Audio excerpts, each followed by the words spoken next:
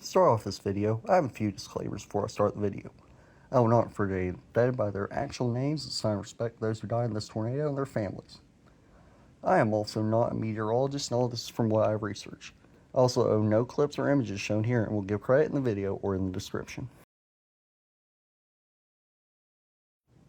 To many, Joplin, Missouri may seem like a normal town located in Jasper and Newton counties in Missouri. It is named after Reverend Harris G. Joplin, who settled the area in the 1840s. Throughout the 19th century, it would grow as a large boom in mining led to its connection with the railroads.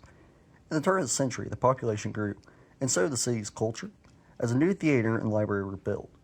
Joplin had its fair share of historical events and was temporarily the home of the infamous Bonnie and Clyde. After World War II, as with most of the U.S., the population shifted away from the city, resulting in sprawling suburbs. On May 5, 1971, the city was struck by a tornado, which killed 1 and injured 50. This would only pale to the destruction of one of the tornado this video is about. As we near the fateful year of 2011, many major companies would begin operations in Joplin, as it was near the geographic center of the United States. The city was also a medical center in the region, with 2 hospitals and many other healthcare facilities before the tornado. Many post-secondary education facilities called the city home too.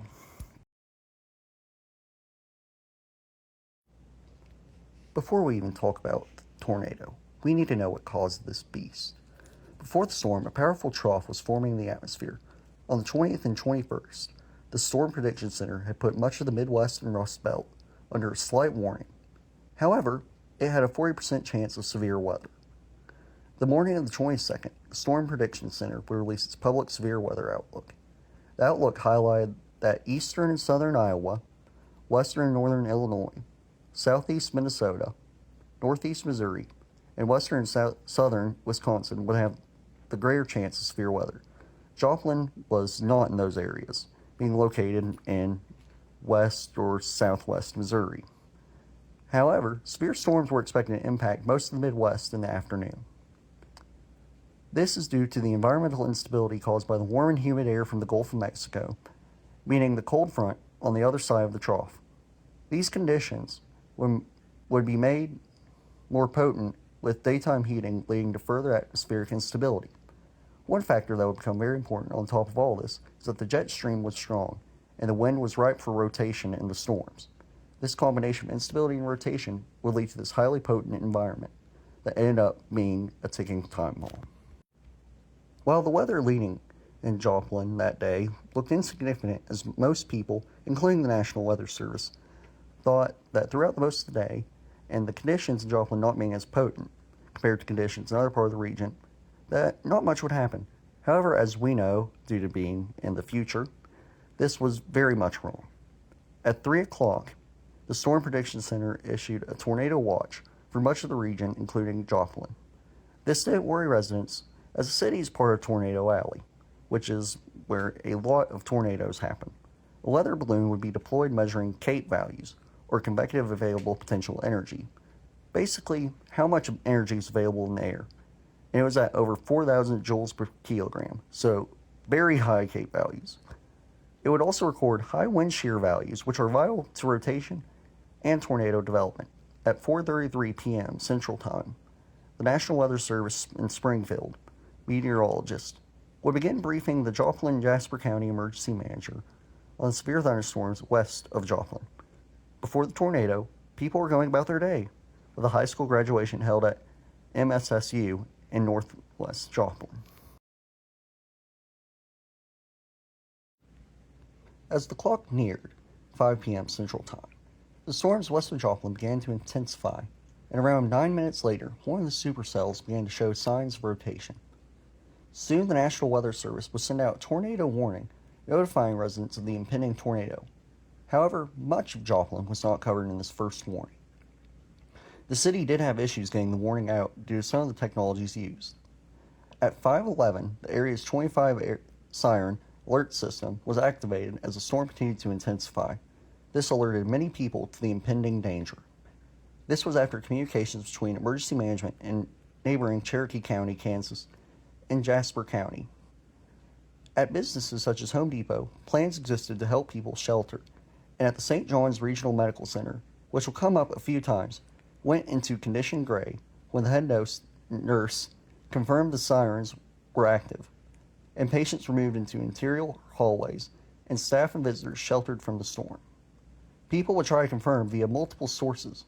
However, the warning was for the storm heading north of Joplin, not the main one that we will talk about.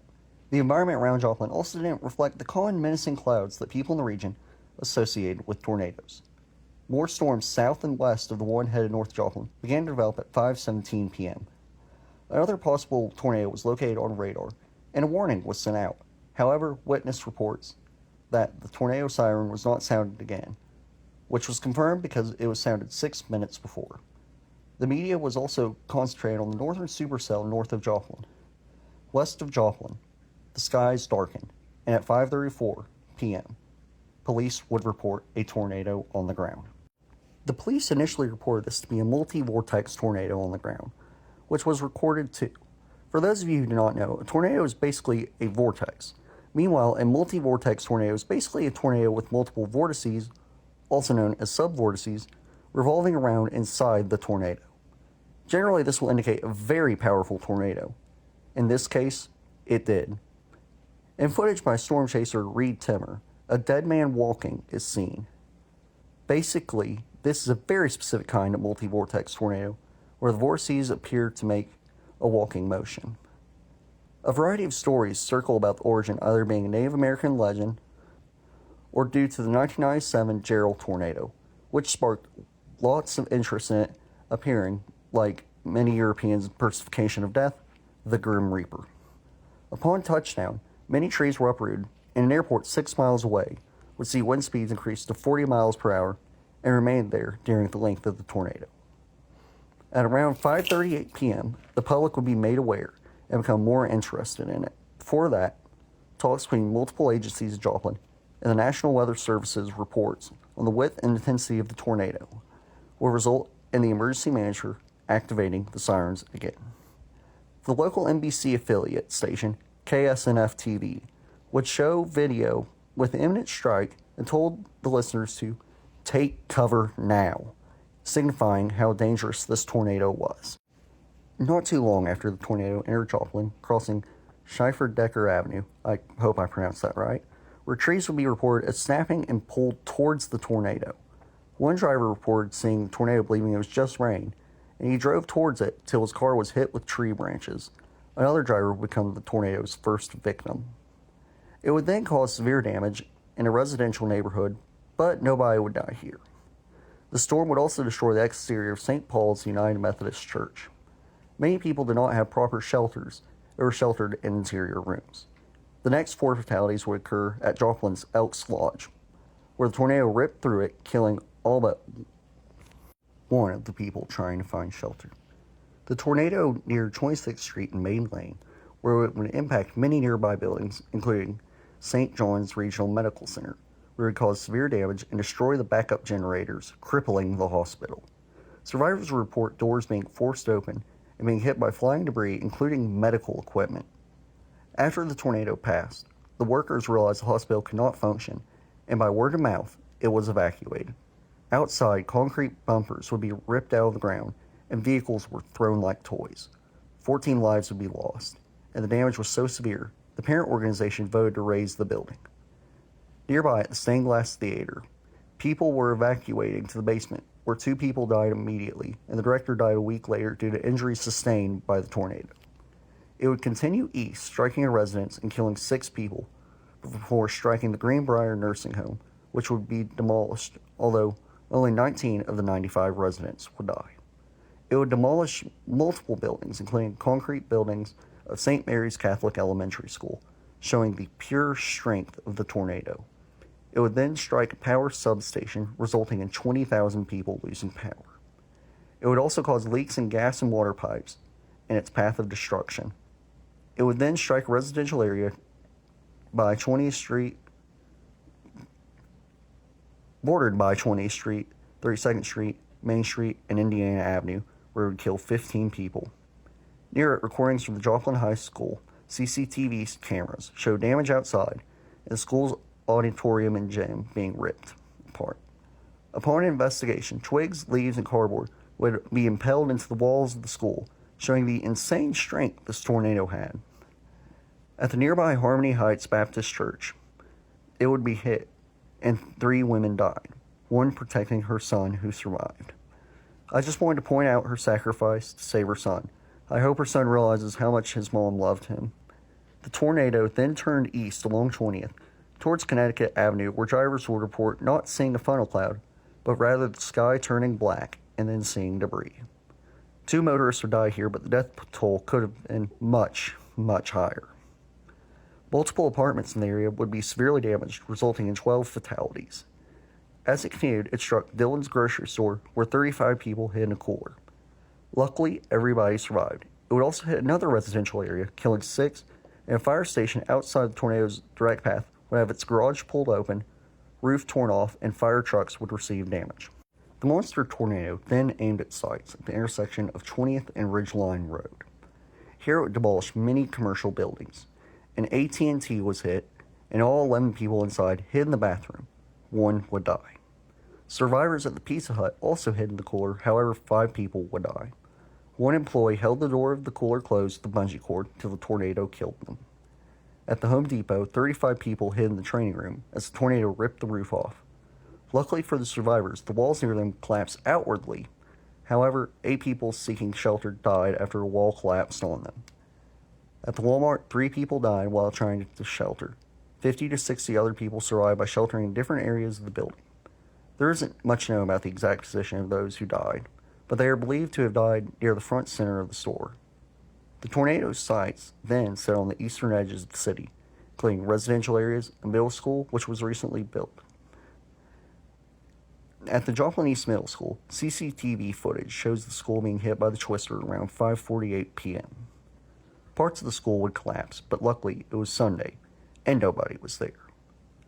The tornado moved towards the south, heading through a dense residential area, killing 4 people and destroying homes. From here, the tornado would weaken out and continue through the Quince, crossing Interstate 44 and Highway 249, knocking many trucks over, before traveling 12 miles through a rural area before dissipating at 6:12 p.m. near Granby, Missouri. The tornado took the lives of 161 people and injured over 1,000 more. Many who perished were unrecognizable, and DNA testing was used excessively on corpses to identify those who died. This monster truly reared its ugly head on the community. It was on the ground for 6 miles through Joplin out of its 22-mile path. Since the National Weather Service had begun record keeping, this tornado would become the deadliest tornado to strike, with 161 fatalities. It would be the costliest at over $3 billion. After the tornado had hit, many people walked out of the ruins to see the city destroyed by a tornado that can only be described as a monster. Imagine yourself, if you will, in the ruins coming up to see your entire life destroyed and nothing remaining. Your family may be dead, but you don't know. For many people, this was the horror they faced. Over 500 businesses were destroyed and over 7,000 residential buildings destroyed, with 3,000 being severely damaged or completely demolished. The Army Corps of Engineers have a graphic showing how the 3 million cubic yards of debris would compare to the Kansas City Chiefs' Arrowhead Stadium, and the debris fills it and continues to increase in height. Multiple agencies, including the NIST and NWS, came together and gave the storm an EF-5 rating, the highest on the enhanced Fujita scale, after measuring the incredible damage and estimating the wind speeds to be over 200 miles an hour. If you like NASCAR, that is around the speed of cars at tracks like Daytona or Talladega, which are referred to as superspeedways, go around the track. The NIST would also open a National Safety Construction Team Act on the damage. The only other times they did this were after the September 11th attacks and the Station nightclub fire.